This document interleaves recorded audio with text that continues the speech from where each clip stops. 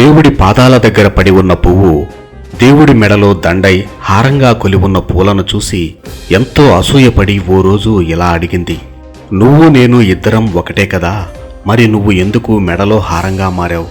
నేనెందుకు ఇలా పాదాల దగ్గర పడి ఉన్నాను? నీ గొప్ప ఏంటి అని.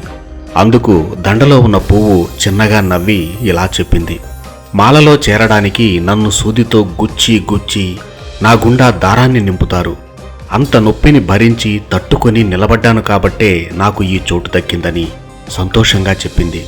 ఎవరైనా మనకంటే ఉన్నత స్థాయిలో ఉన్నారంటే వాళ్ళు ఆ స్థానాన్ని చేరుకోవడానికి ఎంత నొప్పిని అనుభవించి ఉంటారో అర్థం చేసుకోవాలే తప్ప వారిని చూసి అసూయపడకూడదు. వీలైతే పాదాల దగ్గర ఉన్న మన జీవితాన్ని హారంలో ఉన్న దండలో చేరేలా ప్రయత్నిద్దాం.